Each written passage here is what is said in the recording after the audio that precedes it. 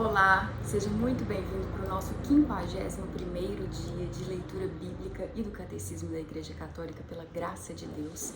Hoje seguimos com as seguintes leituras pelo cronograma do Padre Mário Sartori.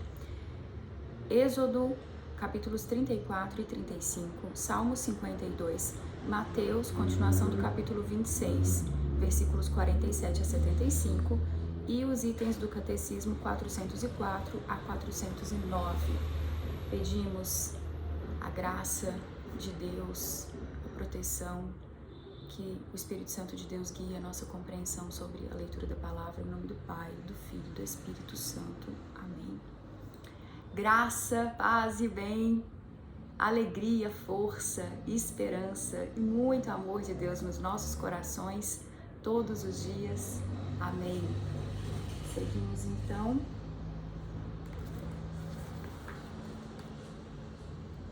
com Êxodo, capítulo 34 e capítulos 34 e 35. 34. Renovação da aliança, as tábuas da lei.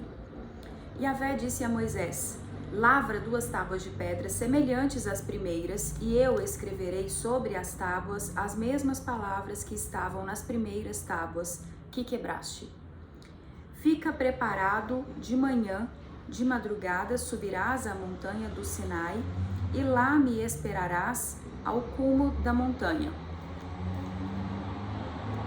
Ninguém subirá contigo, e não se verá ninguém em toda a montanha, nem as ovelhas ou bois pastarão diante da montanha.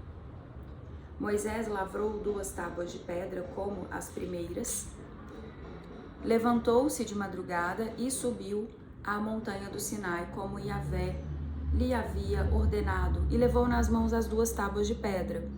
E Yahvé desceu em uma nuvem e ali esteve junto dele. A aparição de Deus.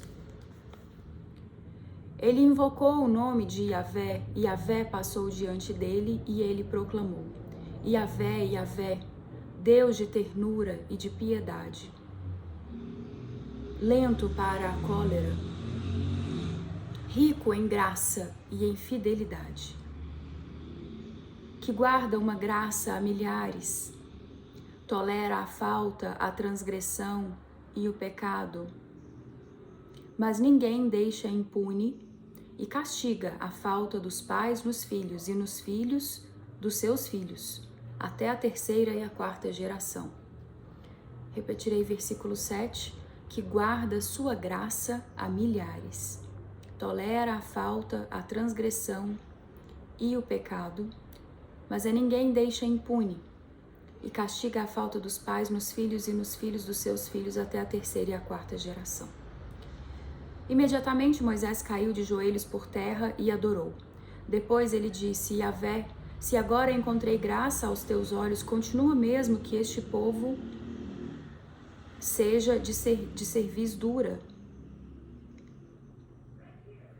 Perdoa as nossas faltas. Aliás, deixa eu repetir. Depois disse: Yahvé, se agora encontrei graça aos teus olhos, continua, mesmo que este povo seja de cerviz dura. Perdoa as nossas faltas e os nossos pecados e toma-nos por tua herança. Perdoa as nossas faltas e os nossos pecados e toma-nos por tua herança. A aliança. Então ele disse: eis que faço uma aliança. Farei diante de todo o teu povo maravilhas, como não se fizeram em toda a terra, nem em nação alguma. Todo este povo, no meio do qual estás, verá a obra de Yahvé, porque coisa terrível, porque coisa temível é o que vou fazer contigo. Fica atento para observar o que hoje te ordeno. Expulsarei de diante de ti os amorreus, os cananeus, os heteus, os ferezeus, os heveus e os jebuseus. Abstém-se de fazer aliança com os moradores da terra para onde vais, para que não te sejam uma cilada. Ao contrário, derrubareis os seus altares, quebrareis as suas colunas e os seus postes sagrados. Não adorarás outro Deus, pois Yahvé tem por nome zeloso. É um Deus zeloso. Não faças alianças com os moradores da terra. Não faças aliança com os moradores da terra.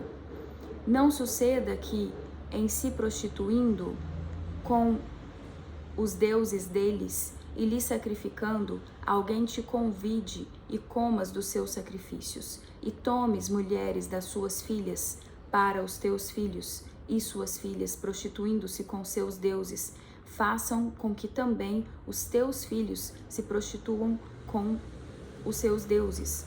Não farás para ti deuses de metal fundido. Guardarás a festa dos ázimos. Durante 7 dias comerás ázimo como te ordenei, no tempo fixado, no mês de Abid, porque foi no mês de Abid que saíste do Egito. Todo o que sair por primeiro do seio materno é meu. Todo macho, todo primogênito das tuas ovelhas e do teu gado. O jumento, porém, que sair por primeiro do seio materno, tu o resguardarás com um cordeiro. Se não o resgatares, tu o resgatarás com um cordeiro. Se não o resgatares, quebrar-lhe-ás a nuca. Resgatarás todos os primogênitos dos teus filhos. Não comparecerás diante de mim de mãos vazias. 6 dias trabalharás, mas no 7º descansarás, quer na aradura, quer na colheita. Guardarás a festa das semanas, as primícias da colheita do trigo e a festa da colheita na passagem de ano. 3 vezes por ano, todo o homem do teu meio aparecerá perante o Senhor Yahvé, Deus de Israel. Porque expulsarei as nações de diante de ti e alargarei o teu território. Ninguém cobiçará a tua terra quando subires para comparecer na presença de Yahvé teu Deus 3 vezes por ano. Não oferecerás o sangue do meu sacrifício com pão levedado. Não ficará a vítima da festa da Páscoa da noite para amanhã. Trarás o melhor das primícias para a casa de Yahvé teu Deus. Não cozerás o cabrito no leite da sua própria mãe. Disse ainda Yahvé a Moisés: escreve essas palavras, porque segundo o teor dessas palavras fiz aliança contigo e com Israel. Moisés esteve ali com Yahvé 40 dias e 40 noites, sem comer pão nem beber água. Ele escreveu nas tábuas as palavras da aliança, as 10 palavras. Então, no versículo 28, novamente, 40 dias e 40 noites. Moisés esteve ali com Yahvé 40 dias e 40 noites, sem comer pão nem beber água. Ele escreveu nas tábuas as palavras da aliança, as 10 palavras. Moisés desce da montanha. Quando Moisés desceu da montanha do Sinai, trazendo nas mãos as 2 tábuas do testamento, sim, quando desceu da montanha, não sabia que a pele de seu rosto resplandecia porque havia falado com ele. Olhando a Arão e todos os israelitas para Moisés, eis que a pele de seu rosto resplandecia e tinham medo de aproximar-se dele. Moisés, porém, os chamou. A Arão e os chefes da comunidade foram até ele e Moisés lhes falou. Depois aproximaram-se todos os israelitas e ordenou-lhes tudo o que Yahvé lhe havia dito sobre a montanha do Sinai. Quando Moisés terminou de lhes falar, colocou um véu sobre a face. Quando Moisés entrava diante de Yahvé para falar com ele, retirava o véu até o momento de sair. Ao sair, dizia aos israelitas o que lhe havia sido ordenado. E os israelitas viam resplandecer o rosto de Moisés. Depois Moisés colocava o véu sobre a face até que entrasse para falar com ele. Construção e ereção do santuário, capítulo 35, a lei do repouso sabático. Moisés reuniu toda a comunidade dos israelitas e lhes disse: eis o que Yahvé ordenou que se cumprisse. Durante 6 dias far-se-á o trabalho, mas o 7º dia será para vós um dia santo, um dia de repouso completo, consagrado a Yahvé. Todo aquele que trabalhar neste dia será punido com a morte. No dia de sábado não acendereis fogo em nenhuma de vossas casas. Coleta dos materiais. Moisés disse a toda a comunidade dos israelitas: Eis que Yahvé ordenou: fazei entre vós uma coleta para Yahvé. Todo aquele que tiver um coração generoso, leve a Yahvé como oferta ouro, prata, bronze, púrpura, violeta e escarlate, carmesim, linho fino, pelo de cabra, peles de carneiro tingidas de vermelho e couro fino, madeira de acácia, azeite para a lâmpada, aromas para o óleo de unção e o perfume aromático, pedras de ônix e pedras de engaste para o efode e o peitoral. Todos os que forem habilidosos entre vós venham executar o que Yahvé ordenou: a habitação, a sua tenda e a sua cobertura, os 7 ganchos, as suas tábuas, as suas vergas, as suas colunas e as suas bases, a arca e os seus varais, o propiciatório e a cortina do véu, a mesa, os seus varais e todos os seus acessórios e os pães da proposição, o candelabro da iluminação, os seus acessórios, as suas lâmpadas e o azeite para a iluminação, o altar dos perfumes e os seus varais, o óleo da unção, o perfume aromático e a cortina de ingresso para a entrada da habitação, o altar dos holocaustos e a sua grelha de bronze, os seus varais e todos os seus acessórios, a bacia e a sua base, as cortinas do átrio, as suas colunas e as suas bases, a cortina da porta do átrio, as estacas da habitação e as estacas do átrio com as suas cordas, as vestimentas litúrgicas para oficiar no santuário, as vestimentas sagradas para o sacerdote Arão e as vestimentas dos seus filhos para o exercício do sacerdócio. Então toda a comunidade dos israelitas retirou-se da presença de Moisés. Depois vieram todos aqueles aos quais movia o coração e todos aqueles cujo espírito os fazia sentirem-se generosos e trouxeram a sua oferenda para Yahvé, para a obra da tenda da reunião, para todo o seu serviço e para as vestimentas sagradas. Vieram os homens junto com as mulheres, todos os generosos de coração trouxeram fivelas, pingentes, anéis, braceletes, todos os objetos de ouro, todos os que haviam oferecido ouro a Yahvé, todos aqueles em cujo poder havia púrpura, violeta, púrpura escarlate, carmesim, linho fino, pelo de cabra, pele de carneiro tingidas de vermelho e ouro fino, os traziam. Todo aquele que fazia oferta de prata e de bronze a Yahvé a trazia, e todo aquele em cujo poder havia madeira de acácia para toda a obra do serviço a trazia. As mulheres habilidosas traziam o que por suas próprias mãos tinham feito, púrpura, violeta, escarlate, carmesim, linho fino. As mulheres às quais o coração movia a trabalhar com habilidade, fiavam os pelos de cabra. Os chefes trouxeram pedras de ônix e pedras de engaste para o efode e o peitoral, os aromas e o azeite para a iluminação, para o óleo da unção e para o perfume aromático. Os israelitas trouxeram oferta voluntária a Yahvé, a saber, todo homem e mulher cujo coração os movia a trazerem uma oferta para toda a obra que Yahvé, por intermédio de Moisés, tinha ordenado que se fizesse. Os operários do santuário. Moisés disse aos israelitas: Vede, Yahvé chamou a Bezaleel por seu nome, filho de Uri, filho de Ut, da tribo de Judá, e o encheu com o Espírito de Deus, de sabedoria, entendimento e conhecimento para toda espécie de trabalhos, para elaborar desenhos, para trabalhar o ouro, a prata e o bronze, para lapidar pedras de engaste, para trabalhar a madeira e para realizar toda espécie de trabalho artístico. Também lhe dispôs o coração, a ele e a Oliabe, filho de Aquisameque, da tribo de Dan, para ensinar aos outros. Encheu-lhes o coração de sabedoria para executar toda espécie de trabalho, para entalhar, para desenhar, para recamar a púrpura violeta e escarlate, o carmesim e o linho fino, e para tecer hábeis em toda espécie de trabalhos e desenhistas de projetos. Isso foi Êxodo capítulos 34 e 35. Amém. Agora seguimos para a leitura de Salmo 52. Julgamento do cínico. Do mestre de canto, poema de Davi, quando Doeg, o edomita, veio advertir Saul, dizendo-lhe: Davi entrou na casa de Abimeleque. Por que te gloriais com o mal, homem forte?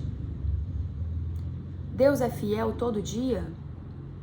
Tua língua, como navalha afiada, rumina o crime, artesão de impostura. Preferes o mal ao bem, a mentira à franqueza. Gostas de palavras corrosivas, é língua fraudulenta.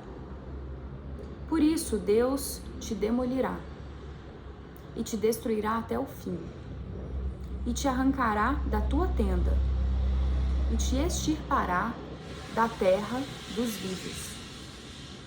Os justos verão e temerão, e rirão às custas dele. Eis o homem que não pôs Deus como sua fortaleza, mas confiava em sua grande riqueza e se fortificava com ciladas. Quanto a mim, como oliveira verdejante, na casa de Deus, eu confio no amor de Deus, para sempre e eternamente. Eu te celebrarei para sempre, porque agiste, e diante dos teus fiéis celebrarei o teu nome, porque ele é bom. Esse foi Salmo 52. Eu restarei agora o Salmo 117, convite ao louvor. Aleluia! Louvai Yahvé, nações todas, glorificai-o todos os povos, pois seu amor é forte e sua verdade é para sempre. Amém. Mateus, capítulo 26, a partir do versículo 47 até o fim, até o 75. Prisão de Jesus. Aqui nós estamos já dentro de paixão e o subtópico de paixão e ressurreição. Prisão de Jesus. E enquanto ainda falava, eis que veio Judas, um dos 12, acompanhado de grande multidão com espadas e paus, da parte dos chefes dos sacerdotes e dos anciãos do povo. Seu traidor dera-lhe um sinal, dizendo: é aquele que eu beijar, prendei-o. E logo, aproximando-se de Jesus, disse: salve, Rabi, e o beijou. Jesus respondeu-lhe: amigo, para que estás aqui? Então, avançando, deitaram a mão em Jesus e o prenderam. E eis que um dos que estavam com Jesus, estendendo a mão, desembainhou a espada e, ferindo o servo do sumo sacerdote, decepou-lhe a orelha. Mas Jesus lhe disse: guarda a tua espada no seu lugar, pois todos os que pegam a espada pela espada perecerão. Ou pensas tu que eu não poderia apelar para meu Pai, a fim de que ele pusesse à minha disposição agora mesmo mais de 12 legiões de anjos? E como se cumpririam então as Escrituras, segundo as quais isso deve acontecer? E naquela hora disse Jesus às multidões: como ao ladrão, saíste para prender-me com espadas e paus. E eu sentava no templo ensinando todos os dias, e não me prendestes. Tudo isso, porém, aconteceu para se cumprirem os escritos dos profetas. Então todos os discípulos, abandonando-o, fugiram. Jesus diante do Sinédrio. Os que prenderam Jesus levaram-no ao sumo sacerdote Caifás, onde os escribas e os anciãos estavam reunidos. Pedro seguiu de longe até o pátio do sumo sacerdote e, penetrando no interior, sentou-se com os servidores para ver o fim. Ora, os chefes dos sacerdotes e todo o sinédrio procuravam um falso testemunho contra Jesus, a fim de matá-lo. Mas nada encontraram, embora se apresentassem muitas falsas testemunhas. Por fim se apresentaram duas que afirmaram: este homem declarou: posso destruir o templo de Deus e edificá-lo depois de 3 dias. Levantando-se então o sumo sacerdote, disse-lhe: nada respondes? Que testemunham estes contra ti? Jesus, porém, ficou calado. E o sumo sacerdote lhe disse: Eu te conjuro pelo Deus vivo, que vos declares se tu és o Cristo, o Filho de Deus. Jesus respondeu: Tu o disseste. Aliás, eu vos digo que, de hora em diante, vereis o Filho do Homem sentado à direita do poder e vindo sobre a nuvem do céu. O sumo sacerdote então rasgou suas vestes, dizendo: Blasfemou! Que necessidade temos ainda de testemunhas? Vede, vós ouvistes neste instante a blasfêmia. Que pensais? Eles responderam: É réu de morte. E cuspiram-lhe no rosto e o esbofetearam. Outros lhe davam bordoadas, dizendo: Faze-nos uma profecia, Cristo. Quem é que te bateu? Negação de Pedro. Pedro estava sentado fora no pátio. Aproximou-se dele uma criada, dizendo... Me emocionei, desculpem. É sempre triste demais ler o que Jesus sofreu. Pedro estava sentado fora no pátio. Aproximou-se dele uma criada, dizendo: Também tu estavas com Jesus, o Galileu. Ele, porém, negou diante de todos, dizendo: Não sei o que dizes. Saindo para o pórtico, outro viu e disse aos que ali estavam: Eles estavam com Jesus, o Nazareno. De novo ele negou, jurando que não conhecia o homem. Pouco depois, os que lá estavam disseram a Pedro: De fato, também tu és um deles, pois o teu dialeto te denuncia. Então ele começou a praguejar e a jurar, dizendo: Não conheço este homem. Imediatamente um galo cantou. E Pedro se lembrou da palavra que Jesus dissera: Antes que o galo cante, 3 vezes me negarás. Saindo dali, chorou amargamente. Esse foi o capítulo 26 de Mateus. Jesus, manso e humilde de coração, fazei o nosso coração semelhante ao vosso. Continuando a leitura do catecismo, antes a leitura, profissão do credo, da nossa fé, na versão do símbolo niceno-constantinopolitano, em honras a Jesus. Amém. A Santíssima Trindade, em honras a Deus, ao Filho e ao Espírito Santo. Creio em um só Deus, Pai Todo-Poderoso, Criador do céu e da terra, de todas as coisas visíveis e invisíveis. Creio em um só Senhor, Jesus Cristo, Filho unigênito de Deus, nascido do Pai, antes de todos os séculos, Deus de Deus, luz da luz, Deus verdadeiro de Deus verdadeiro, gerado, não criado, consubstancial ao Pai. Por ele todas as coisas foram feitas e por nós homens e para a nossa salvação desceu dos céus. E encarnou pelo Espírito Santo no seio da Virgem Maria e se fez homem. Também por nós foi crucificado sob Pôncio Pilatos, padeceu, foi sepultado. Ressuscitou ao 3º dia, conforme as Escrituras, e subiu aos céus, onde está sentado à direita do Pai. E de novo há de vir em sua glória para julgar os vivos e os mortos, e o seu reino não terá fim. Creio no Espírito Santo, Senhor, que dá a vida e procede do Pai e do Filho, e com o Pai e o Filho é adorado e glorificado, ele que falou pelos profetas. Creio na Igreja una, santa, católica e apostólica. Professo um só batismo para a remissão dos pecados e espero a ressurreição dos mortos e a vida do mundo que há de vir. Amém.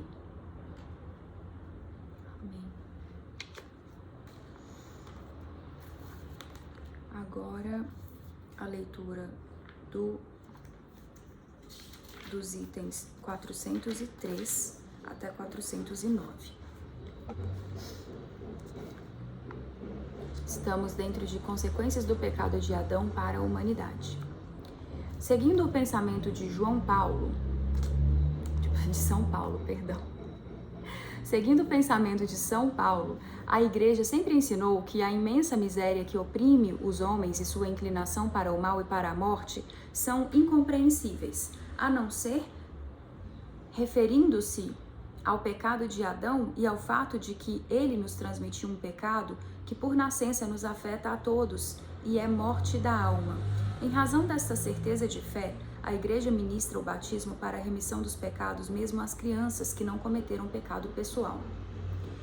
De que maneira o pecado de Adão tornou-se o pecado de todos os seus descendentes? O gênero humano inteiro é em Adão como um só corpo de um só homem. Em virtude dessa unidade do gênero humano, todos os homens estão implicados no pecado de Adão, como todos estão implicados na justiça de Cristo. A transmissão do pecado original é, contudo, um mistério que não somos capazes de compreender plenamente. Sabemos, porém, pela revelação que Adão havia recebido a santidade e a justiça originais, não exclusivamente para si, mas para toda a natureza humana. Ao cederem ao tentador, Adão e Eva cometem um pecado pessoal, mas este pecado afeta a natureza humana, a qual eles transmitirão em um estado decaído. É um pecado que será transmitido por propagação à humanidade inteira, isto é, pela transmissão de uma natureza humana privada da santidade e da justiça originais. Por isso, o pecado original é denominado pecado de maneira analógica. É um pecado contraído e não cometido, um estado e não um ato. Embora próprio a cada um, o pecado original não tem em nenhum descendente de Adão caráter de falta pessoal. Consiste na privação da santidade e da justiça originais. Mas a natureza humana não está totalmente corrompida. Ela está ferida em suas próprias forças naturais, submetida à ignorância, ao sofrimento e ao poder da morte, e inclinada ao pecado. Esta propensão ao mal é chamada concupiscência. O batismo, ao conferir a vida da graça de Cristo, apaga o pecado original e faz o homem voltar para Deus. No entanto, as consequências de tal pecado sobre a natureza, enfraquecida e inclinada ao mal, permanecem no homem e o incitam ao combate espiritual, que é constante, né? Eu lerei novamente essa parte que explica o que é a concupiscência, que esse conceito é bem importante, né? Embora próprio a cada um, o pecado original não tem em nenhum descendente de Adão caráter de falta pessoal. Consiste na privação da santidade e da justiça originais. Mas a natureza humana não está totalmente corrompida. Ela está ferida em suas próprias forças naturais, submetida à ignorância, submetida ao sofrimento e ao poder da morte, e inclinada ao pecado. Esta propensão ao mal é chamada concupiscência. O batismo, ao conferir a vida da graça de Cristo, apaga o pecado original e faz o homem voltar para Deus. Amém. A doutrina da Igreja sobre a transmissão do pecado original adquiriu precisão, sobretudo no século V, em especial sob o impulso da reflexão de Santo Agostinho contra o pelagianismo e no século XVI em oposição à reforma protestante. Pelágio sustentava que o homem podia, pela força natural da sua vontade livre, sem a ajuda necessária da graça de Deus, levar uma vida moralmente boa. Limitava assim a influência da falta de Adão à de um mau exemplo. Os primeiros reformadores protestantes, ao contrário, ensinavam que o homem estava radicalmente pervertido e sua liberdade anulada pelo pecado original. Identificavam o pecado herdado por cada homem com a tendência ao mal, a concupiscência, que seria insuperável. A Igreja pronunciou-se especialmente sobre o sentido daquilo que foi revelado no tocante ao pecado original no Segundo Concílio de Orange, em 529, e no Concílio de Trento, em 1546. Um duro combate. A doutrina sobre o pecado original, ligada estritamente à doutrina da redenção realizada por Cristo, propicia um olhar de lúcido discernimento sobre a situação do homem e de sua ação no mundo. Pelo pecado dos primeiros pais, o diabo adquiriu certa dominação sobre o homem, embora este permaneça livre. O pecado original acarreta a servidão debaixo do poder daquele que tinha o império da morte, isto é, do diabo. Ignorar que o homem tem uma natureza ferida, inclinada ao mal, dá lugar a graves erros no campo da educação, da política, da ação social e dos costumes. Então, a importância disso hoje em dia, né? Eu lerei novamente. O pecado original acarreta a servidão debaixo do poder daquele que tinha o império da morte, isto é, do diabo. Ignorar que o homem tem uma natureza ferida, inclinada ao mal, dá lugar a graves erros no campo da educação, da política, da ação social e dos costumes. E aí eu convido aqui a reflexão sobre como isso é vigente hoje, tanto o ateísmo, tanto o agnosticismo, inclusive infiltrado na educação, né, em pedagogias aí de educação, e essas pessoas que não consideram essas verdades de Deus, essas verdades cristãs, que lembram que o homem é capaz de manifestar pela sua natureza essa concupiscência, essa tendência ao mal, e ficam confiando em si mesmos, porque se não consideram Deus, não consideram que a gente enquanto criatura, precisa da graça de Deus para que nós sejamos capazes de manifestar o bem, ficam confiando em si mesmos para que sejam capazes, para que manifestem bem, né? Mas o mundo tá aí do jeito que tá. Tanto o erro e as pessoas perdidas se matando como nunca. Os índices de suicídio são tenebrosos, as pessoas totalmente perdidas. Então, o risco e o preço de não reconhecer que nós dependemos inteiramente de Deus, de que a gente depende da graça de Deus para que a gente consiga, pela graça dele, manifestar o que é bom e o que ele tem pra gente, né? Amém. Essa luz, né, que vem de Deus pra gente. As consequências do pecado original e de todos os pecados pessoais dos homens conferem ao mundo, em seu conjunto, uma condição pecadora, que pode ser designada com a expressão de São João, o pecado do mundo. Com esta expressão, se quer expressar também a influência negativa que exercem sobre as pessoas as situações comunitárias e as estruturas sociais, que são fruto dos pecados dos homens. Esta situação dramática do mundo que inteiro está sob o poder do maligno, situação de 1 João capítulo 5, faz da vida do homem um combate. Uma luta árdua contra o poder das trevas perpassa a história universal da humanidade, iniciada desde a origem do mundo. Vai durar até o último dia, segundo as palavras do Senhor. Envolvido nessa batalha, o homem deve lutar sempre para aderir ao bem.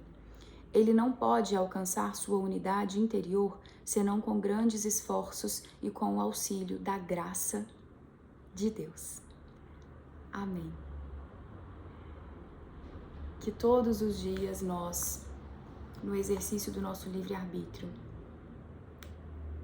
em responsabilidade e gratidão aos conhecimentos que nós temos, né, adquirimos, estamos aqui nos esforçando por isso, e pela graça de, por exemplo, termos nascido em famílias que já têm essa tradição cristã, né, essa verdade cristã, e todos os que receberam a graça de serem anunciados as verdades de Deus, de Cristo, e disseram sim para Deus, que todos nós, todos os dias, peçamos essa graça de Deus nos sustentando na verdade dele e que sejamos exército dele nessa constante batalha, que nunca teve tão grande, a batalha nunca teve tão grande, e estamos lutando por cada alma nesse momento, né?